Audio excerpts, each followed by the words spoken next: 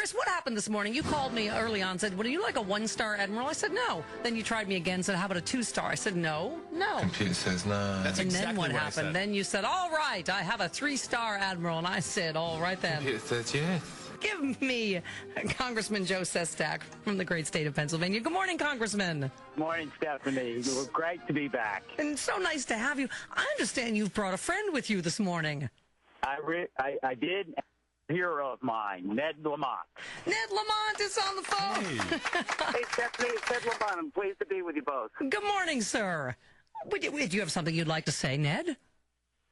Yeah, I'd like to say that I'm here for Joe Sestak. He's a man who's got the courage of his convictions. I'm here to support him, and I hope all your listeners support him, too. Yay! We have Ned Lamont is endorsing Joe. I always call you Senator Sestak for some reason, Congressman. I don't know why. I always make that mistake. Well, thank you, Stephanie. Look, I can't tell you how pleased I am to have Ned Lamont in Philadelphia supporting me today. I mean, here's someone who really stood by the courage of his convictions when convenience is just too easy in Washington, D.C., and that's the kind of individual that I think we need down there. And if I could say this now, I really hope that Ned gets back into politics. Oh, Ned, I do too. Can I just tell you, every time Joe Lieberman opens his mouth, I just think, oh, if only. Did you see him? When was it? A few days ago. He's saying, "Oh, I think we're going too fast on health care. I don't think we can do that now. It's too much."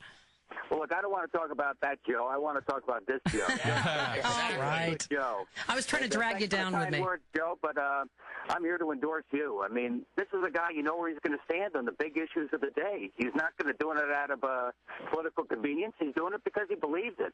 His heart's with our core democratic values. So when it comes to health care and job creation and energy independence, I think Joe's a guy you can really count on. Joe Sestak, that is. Yep. Well, Ned, I think our inspector just said is, way too much of a history of fighting against, so many things we all believe in as Democrats. Without question, my issue is here we have someone who's voted against, and right here in Philadelphia as we stand, deadly assault weapons. He's voted for the tax cuts for the very rich, and he's voted to weaken the Clean Air Act. I mean, I could go on, but while I can respect his public service, I just frankly disagree with his 2,000 votes with President Bush. The future is so different and needs new ideas and new energy than the last 30 years. And I just want to be the strongest ally of President Obama to make that future happen for Americans. Congressman Sestak, it seems to me that, not only are you a fighter, which I love, and I think we need right now, and particularly in a Democratic Congress, and a Senate, you're talking about the stuff that's really hurting people out there. Tell me about the housing stuff you're doing. You talked about comprehensive ownership vesting plan that you're behind addressing people that are underwater, which I know a lot of them. Absolutely. We've handled in my constituency office, which we keep open 7 days a week because people are hurting so much. We've handled over 600 mortgage foreclosures, trying to forestall them. We're only able to help about 40% before they have to go to a sheriff's sale. What we looked at then is there's 12 million Americans today that are underwater, where their mortgage is more than the value of their house. If we do nothing, the projection by the end of 2010 is 18 million Americans will be there because adjustable rate mortgages bought in 2005 and was into a fixed rate until this 1 January coming up are going to jump up, and many of these are just Americans who have lost their jobs through no fault of their own. So I believe, and I submitted this bill in March, but I was told there wasn't the courage of many to sign up to it, that we have to take the courageous step for the common good, a forgiving principle. And so this investing plan actually will keep individuals in their home with an government-backed insurance mortgage that if we don't do this, we will continue the acceleration of foreclosures, where in Philadelphia in the last year it's increased 204%, and we will have housing prices continue down, and we won't come out of this recession as strong as we have to. In fact, we'll be delayed coming out of it. That's why I resubmitted the bill with Mark Zandi, Moody's.com, endorsing it last week. Well, Congressman, one of my oldest friend, from college is in this very situation. And there's something wrong, I think, in our society when, people are literally being told it's better for you to just go into foreclosure. It's better for you to just declare bankruptcy. And that's what we're encouraging people to do, because of that situation. You're absolutely right. I mean, I know the moral hazard argument, but the real issue is here the common goods. They are so far underwater, they barely can keep it, and many people are finding out it's just better to walk away from their home, or all of a sudden they're not on a full-time job, a part-time job, as approximately 18% of Americans have been forced to do, and now they can't hardly afford it, so they decide that it looks like bankruptcy. If a house goes in foreclosure on your block, your house, still living there, loses about 9% of its value. That's why we have to take this tough step. Not doing so means that we will continue to be in this recessive mode that we are in. We've got to take a hard fight on this one, and I believe we need to stand up and fight for this bill. Yep. And every economist I've talked to agrees. Ned Lamont, now you probably have heard a lot of the, not all of them, but a lot of the bigwigs, the pundits, the bigwigs in Pennsylvania say there's no way that Joe Sestak can win against Arlen Specter. You remember those same people saying there's no way someone can beat Joe Lieberman in a primary.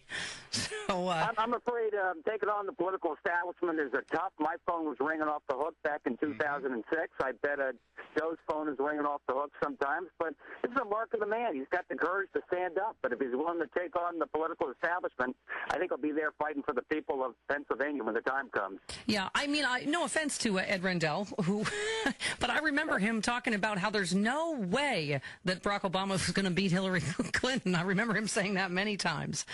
So much for political wisdom, right? Well, what they said in our race, you're jeopardizing a state seat, and it's going to be bad for the Democrats. And I think by standing up and saying what we believe back in 2006, we're talking about the disastrous decision to invade Iraq. The Democrats stood up, and it was a great victory for Democrats that November. Well, and Congressman Sestak, I think that, what I hear just over and over is people want Democrats to have a spine, whether it's on health care or anything else. If not now, when? We have the White House. We have a majority. If we're not going to get it done now, when? You're absolutely right. I mean, we did not seize power down in the White House by political calculation. We did it by audacity.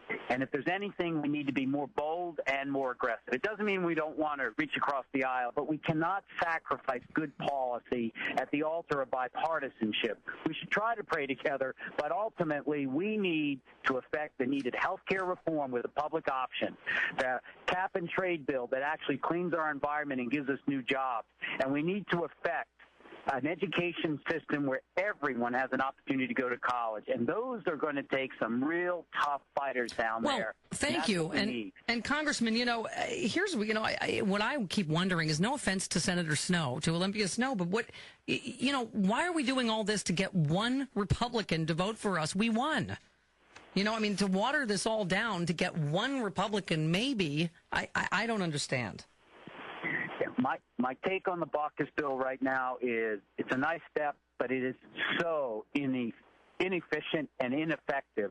In fact, what we will end up doing is giving 40 million more customers, Americans, who are uninsured, to the insurance company to cover.